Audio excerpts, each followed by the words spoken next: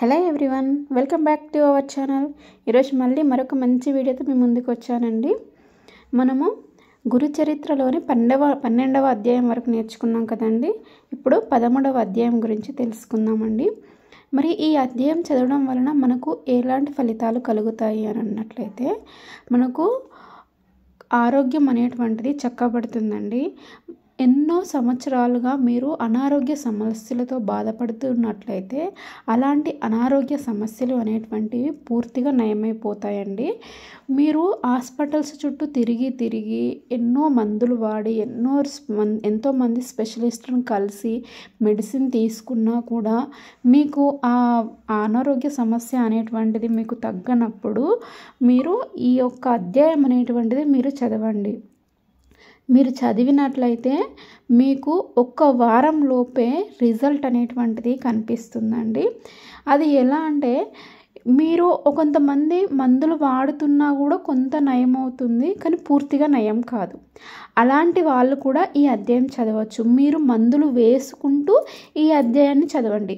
మీకు ఆ మందులు పనిచేస్తాయి, మీకున్నటువంటి ఆ సమస్య అనేటువంటిది పూర్తిగా తక్కువైపోతుంది. కొంతమంది ఒక 9 సంవత్సరాలు కానీ 18 సంవత్సరాల నుంచి కానీ 5 సంవత్సరాలు 7 సంవత్సరాల నుంచి ఒక సమస్యతో బాధపడుతూ ఉంటారండి. అలాంటి వాళ్ళు ఆ అనారోగ్య సమస్యలు అనేటువంటి క్లియర్ అవ్వడానికి ఈ అధ్యాయం మీరు ఒక్కసారి చదివి చూడండి. ఒక్కసారి చదివినప్పుడే మీకు ఖచ్చితంగా రిజల్ట్ అనేటువంటిది కనిపిస్తుందండి. ఇంకా మీరు ఇది చదవడం మొదలుపెట్టిన తర్వాత మీకున్నటువంటి ఆ సమస్య అనేటువంటిది పూర్తిగా కంట్రోల్ అయ్యేంత వరకు మీరు ప్రతిరోజు చదువుకుంటూ ఉండండి. ఖచ్చితంగా మీకు ఉన్నటువంటి ఆ అనారోగ్య సమస్య అయితే ఖచ్చితంగా క్లియర్ అయిపోతుంది. 100% అండి. ఇందులో అసలు మీరు అనుమానించాల్సినటువంటి విషయమే లేదు. ఇప్పుడు మనం ఈ అధ్యాయం గురించి తెలుసుకుందామండి. శ్రీ గణేశాయ నమః, శ్రీ సరస్వత్యాయ నమః, శ్రీ గురుభ్యో నమః. ప్రస్తావనం. ఈ 13, 14, 15 అధ్యాయాలలో శ్రీగురుడు శిష్యులకు ఆశ్రమ ధర్మాలను వివరించి విధిస్తాడు. పరమ పురుషార్థ ప్రాప్తికి ధర్మం పునాది లాంటిది. అట్టి ధర్మానికి శృతి, స్మృతి, సదాచారము, ఆత్మ సంతృప్తి అన్నవి 4 ప్రమాణాలు ఉన్నాయి. అయితే సూక్ష్మమైన బుద్ధి మొదటి రెండింటిని హృదయగతం చేసుకొని సందేహాస్పదమైన అంశాలలో సత్పురుషుల ఆచారాన్ని స్వీకరించాలి. ఈ మూడింటికి సమ్మతమైన ధర్మాన్ని తెలుసుకొని సత్వశుద్ధి చేత శ్రద్ధతోనూ తృప్తిగాను ఆచరించగలగడమే 4వ ప్రమాణం అవుతుంది. అయితే స్మృతులకు అర్థం చెప్పగలవారు, వాటి పరంగా స్మృతులను అన్వయించగలవారు ఎవరున్నారు? అంత నిర్దిష్టంగా వాటిని తెలిసి ఆచరించి కృతార్థత నొందిన వారే సత్పురుషులు అవుతారు. వారి యొక్క వాక్యాలే ఆచరణమే ప్రమాణము కనుక ధర్మాన్ని కూడా వారి వద్దనే నేర్వాలి. అది తెలపడానికి ఈ అధ్యాయంలో శ్రీ నరసింహ సరస్వతి స్వామి స్వయంగా శిష్యులకు ఉపదేశించారు. ఆయన వలె ఆశ్రితులకు సర్వపదాల నుండి అభయం ఇవ్వగలవాడే సద్గురువు. ఆయనే 4 పురుషార్థాలకు ఉత్తమమైన మార్గం తెలుపగలవాడు మరియు ప్రసాదించగలవాడు.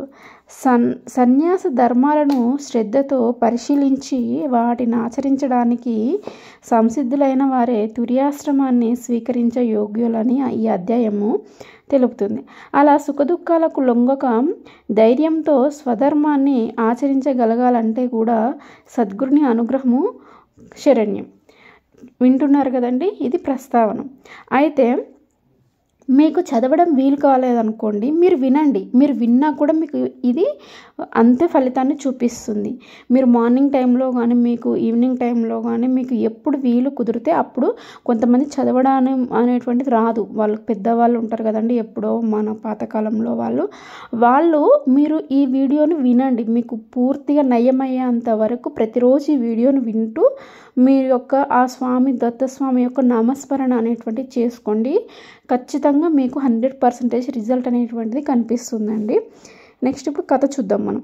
శ్రీగురుని కథ శ్రద్ధగా విని పులకించిపోయిన నామధారకుడు సిద్ధమునికి నమస్కరించే, స్వామి, ఈ శ్రీగురు చరిత్ర ఎంత విన్నా తనివి తీరడం లేదు. నా పరిస్థితి ఎలా ఉందంటే, లేత పచ్చికను చవి చూసిన ఆకలిగొన్న ఆవు వలె ఉన్నది. నేనెంత అల్పాజ్ఞుడో నాకు ఇప్పుడు తెలుస్తున్నది. అజ్ఞానం వలన భ్రష్టుడమైన నేనే వెనుక కష్టాలను కొని తెచ్చుకొని శ్రీగురుని ప్రక్షాళన ఎట్టి లోపము లేదని తెలుసుకున్నాను. నేను ఎట్లాంటి అజ్ఞానంతో ఉన్నాను, అసలుకు నా యొక్క కష్టాలను నేనే కొని తెచ్చుకున్నాను. శ్రీగురుని అసలు తరపున అసలు ఎలాంటి ప్రక్షాళన అనేటువంటిది లేదు, అన్ని కష్టాలకు నేనే కారణము, నా కర్మయే కారణము అని ఆయన చెప్తున్నాడు అన్నట్టు. అయితే అజ్ఞాన అంధకారంలో దారి కనిపించకున్నా నాకు జ్ఞానజ్యోతి అయిన మీరే శ్రీగురుని చూపారు. మీ రూపంలో శ్రీగురుడే నన్ను అనుగ్రహించారు. మీరు చేసిన మేలుకు నేనెన్నటికీ మీ రుణం తీర్చుకోలేను. కల్పవృక్షానికి చింతామణికి జ్ఞానమిచ్చిన వారికి ఏమి చేసి ప్రత్యుపకారం చేయగలము?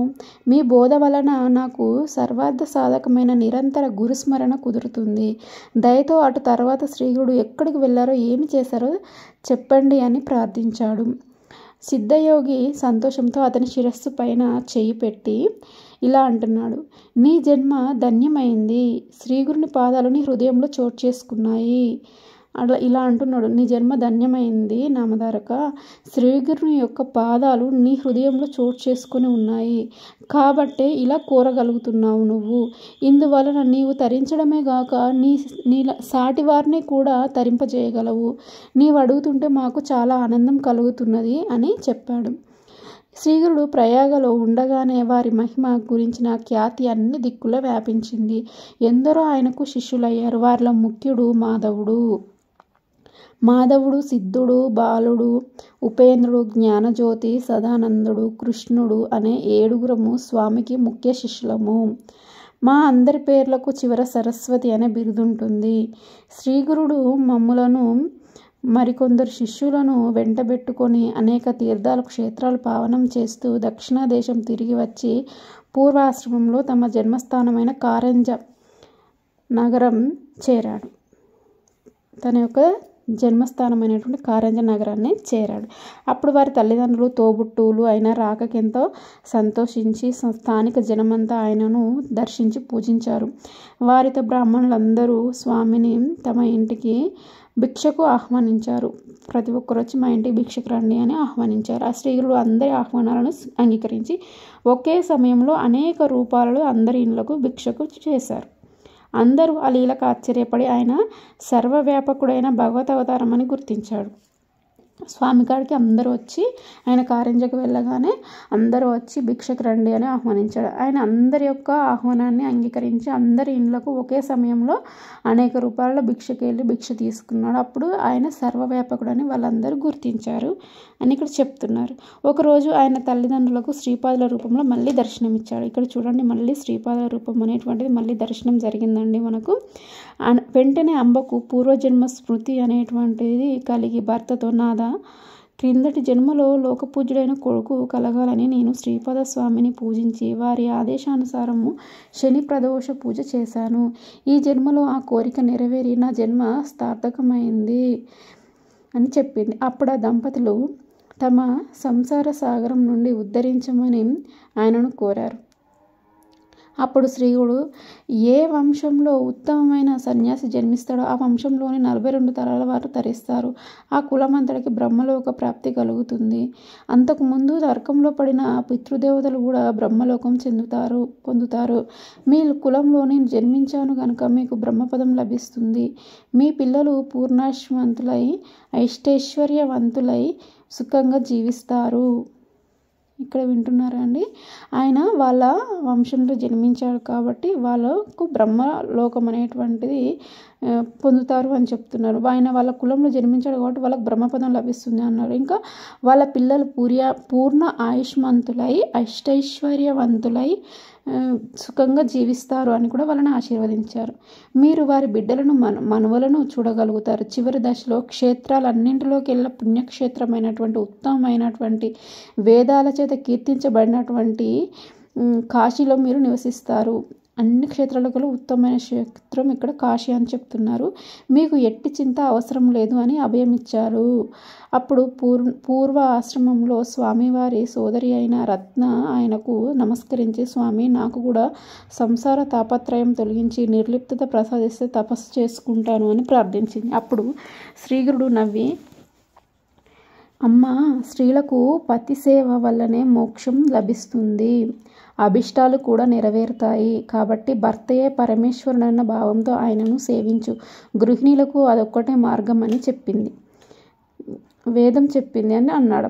అప్పుడు ఆమె, స్వామి, మీరు త్రికాల జ్ఞానులు, నా ప్రారంధం ఎలా ఉన్నదో నా భవిష్యత్ ఏమో తెలపండి అని కోరింది. శ్రీగురుడు, నీ సంస్కారము తామసికమైనది. పూర్వజన్మలో అన్యోన్యంగా ఉన్న దంపతులకు తగువ పెట్టి వారిని విడదీశావు. అందువలన ఈ జన్మలో నీ భర్త నిన్ను విడిచి సన్యాసి అవుతాడు. పూర్వజన్మలో నీ ఒక ఆవును కొట్టి చంపావు. అందువలన నీకు ఈ జన్మలో కుష్ఠరోగం వస్తుంది అని చెప్పాడు. వెంటనే రత్న భయంతో ఏడుస్తూ ఆయన పాదాల మీద పడి, గురుదేవ, నన్ను క్షమించండి అని వేడుకున్నది. శ్రీగురుడు ఆమెను ఓదార్చి, అమ్మ, మా అనుగ్రహం వలన నీ కర్మఫలం నీవు వృద్ధాప్యంలో అనుభవిస్తావు. నీకు కుష్ఠరోగం వచ్చినప్పుడు మా దర్శనం అవుతుంది. నీవు కుష్ఠరోగం పొడచూపగానే దక్షిణ దిక్కున ఉన్న భీమా నది తీరంలోని పాపనాశ క్షేత్రానికి వెళ్ళు. భీమా అమరజ నది సంగమం దగ్గరనున్న గాంధర్వపురంలో ఆ తీర్థం ఉన్నది అని చెప్పి శ్రీగురుడు తమ శిష్యులతో కలిసి గోదావరి పుట్టిన క్షేత్రమైన నాసికకు బయలుదేరాడు. ఆయన ఎక్కడికి వెళ్ళమన్నాడు? భీమా అమరజ నది సంగమానికి వెళ్ళమన్నాడు. అక్కడ దగ్గరలో గాంధర్వపురంలో ఆ తీర్థం ఉంటుంది అని చెప్పాడు అని ఇంకా ఆయన గోదావరి వైపు నాసికకు బయలుదేరాడు. నామధారక పరమ పవిత్రమైన గోదావరి నదిని రుద్రగంగ అని కూడా అంటారు. అయితే దానికి ఆ పేరు ఎందుకు వచ్చింది అనేటువంటిది ఇక్కడ చెప్తాడు. దాని ఒడ్డున ఎన్నో పుణ్యక్షేత్రాలు, పుణ్యతీర్థాలు అనేటువంటివి ఉన్నాయి. అది ఎలా వచ్చిందో చెప్తాను. పూర్వము మునులు భూమిపై వడ్లు చల్లి తమ తపోమహిమ వలన ఆ రోజే పంట పండించుకునేవారు. ఇప్పుడు మనకు పంట చేతికి రావాలంటే ఎంత 6 నెలల టైం పడుతుంది కదండి. అలా అప్పుడు ఏంటంటే అప్పుడు ఋషులు మునులు ఉంటారు కదా, వాళ్ళు ఏం చేసుకున్నారు, ఆ ఒక్కరోజు వాళ్ళ యొక్క తపోమహిమ వలన ఆడ వడ్లు అనేటువంటి చల్లి ఆ ఒక్కరోజే పంట పండించుకునేవారంట. అయితే ఒకరోజు బ్రహ్మర్షి అయిన గౌతముడు వడ్లు చల్లి తపస్సుకు కూర్చున్న సమయంలో మునులందరూ సమావేశమై, ఈయనకు ఒక సంకటం కల్పిస్తే ఈయన మనందరి కోసం గంగను భూలోకానికి తీసుకొని రాగలడు, జీవులన్నింటికీ ఈ నది స్నానం వలన సద్గతి లభిస్తుంది అని నిశ్చయించుకున్నారు. గంగను కిందికి తీసుకురావడానికి, భూలోకానికి తీసుకురావడానికి వాళ్ళు అక్కడ సంకల్పించుకున్నారు అన్నట్టు. ఆ గౌతముని ద్వారా తీసుకురావాలని అనుకున్నారు. అప్పుడు అందరు కలిసి ఒక ఆవును, దూడను దర్భలతో తయారు చేశారు. దర్భలతో తయారు చేసి తమ తపోశక్తితో వాటికి ప్రాణం పోసి గౌతముని పంట చేనుపైకి తోలారు.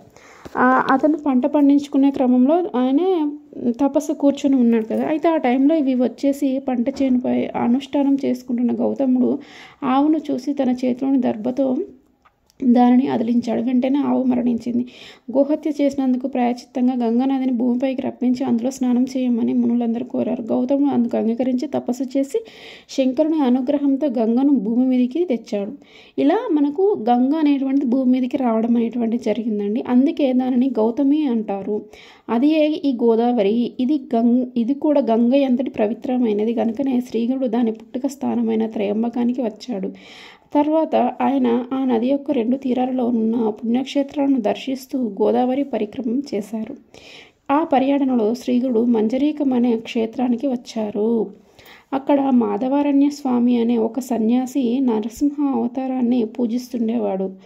ఒకరోజు అతనికి ధ్యానంలో తన ఇష్టదైవానికి బదులు శ్రీగురుని దర్శనమైంది. నరసింహ అవతారానికి బదులు ఆయనకి ఏమైంది, శ్రీగురుని యొక్క దర్శనం అనేటువంటిది కనిపించింది.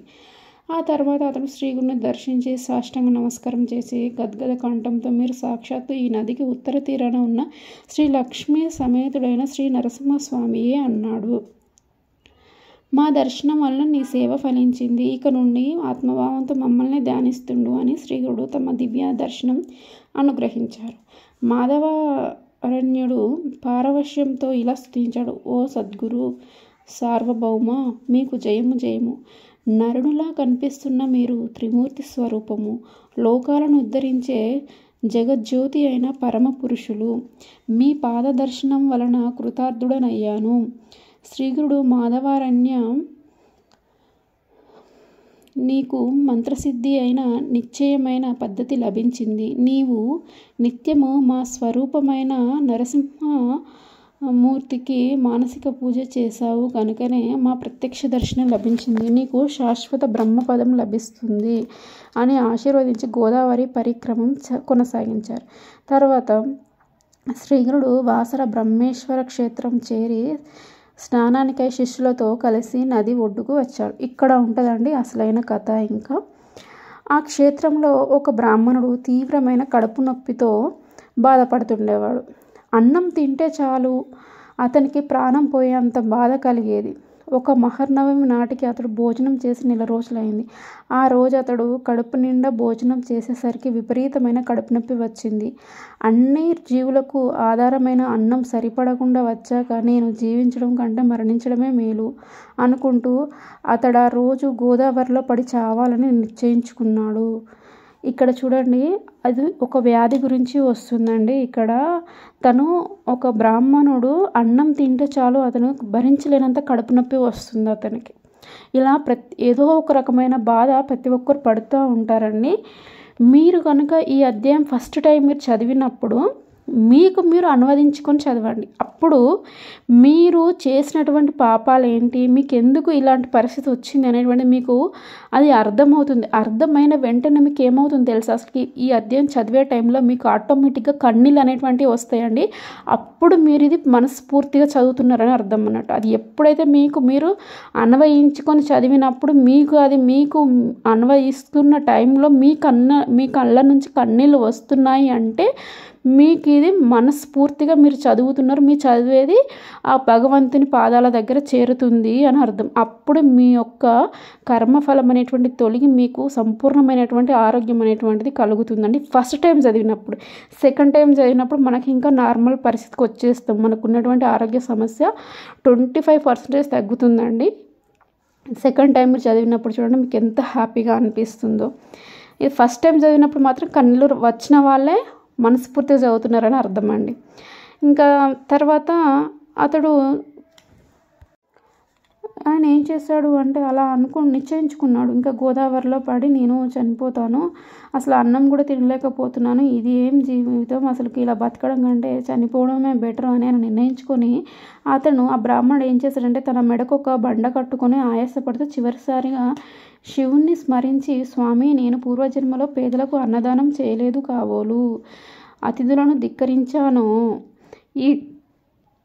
ఈ జన్మలో భూమికి భారమయ్యాను, ఇంటికి వచ్చినటువంటి అతిథులను ధిక్కరించానో ఏమో, ఎట్టి పుణ్యము గత జన్మలో చేయనందువల్లనే కాబోలు ఈ జన్మలో కొద్దిపాటి పుణ్యఫలం కూడా అనుభవించలేకపోతున్నాను, బ్రాహ్మణుల జీవనము పశువుల గ్రాసము అపహరించాను, నమ్మిన వారికి ద్రోహం చేశానో, తల్లిదండ్రులను అవమానించానేమో, లేక ఎన్నో జీవులకు నివాసమైన వనానికి నిప్పు పట్టానో, తల్లిదండ్రులను విడిచి భార్యతో కలిసి మృష్టాన్న భోజనం చేశానో, లేక వధువరులను చంపేశానో, లేకుంటే అన్నమే గిట్టని ఈ వ్యాధి నాకెందుకు వస్తుంది, ఈశ్వరుని భక్తితో పూజించలేదో, లేక నేను సద్గురువుని నిందించానో, లేకుంటే నన్నే దైవం ఎందుకు అనుగ్రహించదు అని పరితపించి నదిని సమీపించాడు.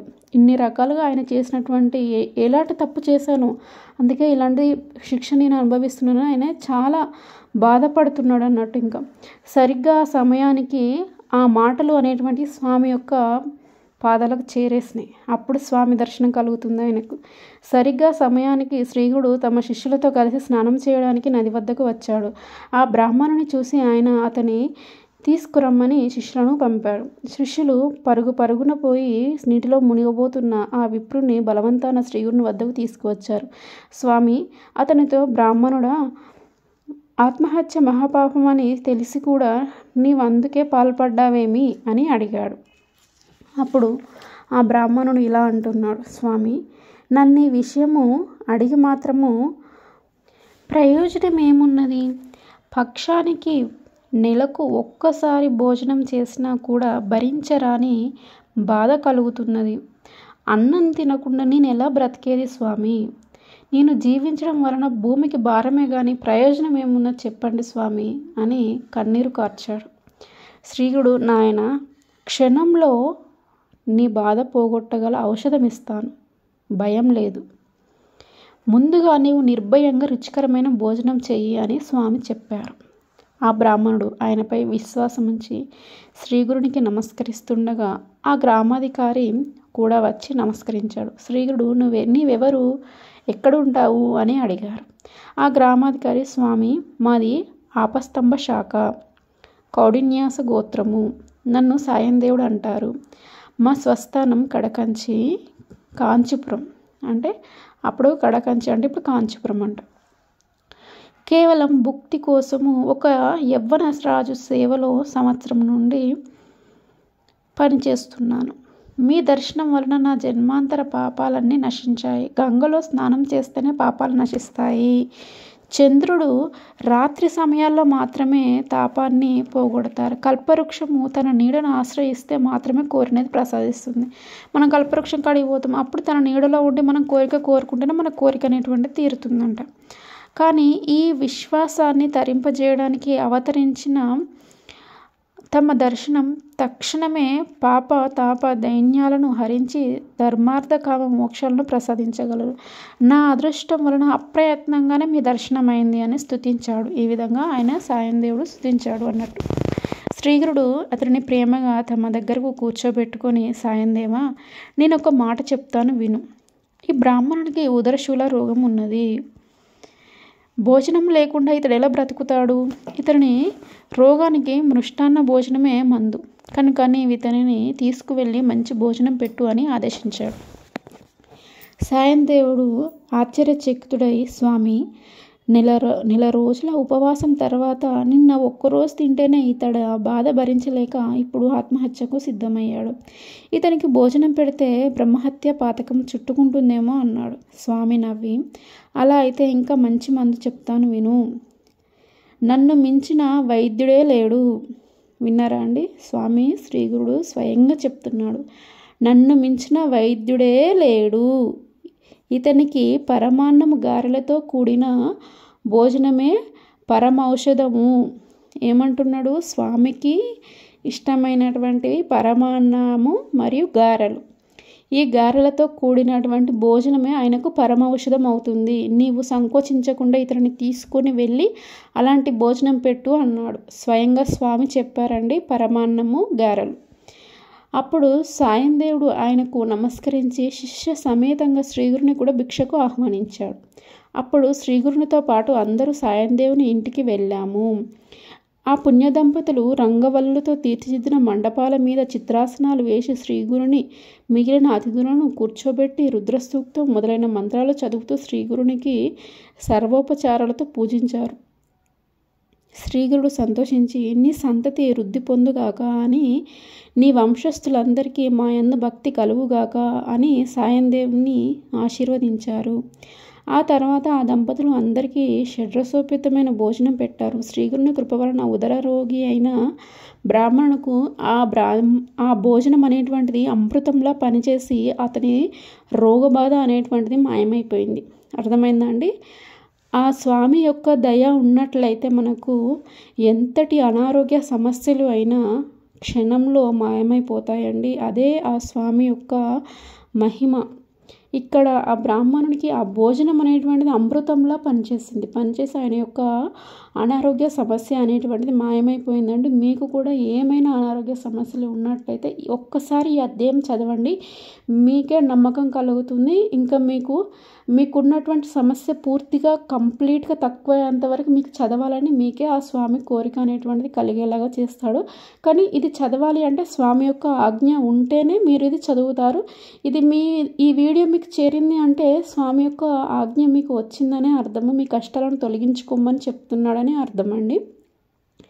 ఇంకా అధ్యాయం కంప్లీట్ అయిపోయిందండి. శ్రీ దత్తాయ గురవే నమః, శ్రీ శ్రీపాద వల్లభాయ నమః, శ్రీ నరసింహ సరస్వత్యాయ నమః. ఇదండి ఈరోజు వీడియో. మరొక మంచి వీడియోతో మనం మళ్ళీ కలుద్దామండి. మీకు ఏమైనా డౌట్ ఉన్నట్లయితే కామెంట్ సెక్షన్లో అడగండి, నేను రిప్లై ఇస్తానండి. Thank you for watching.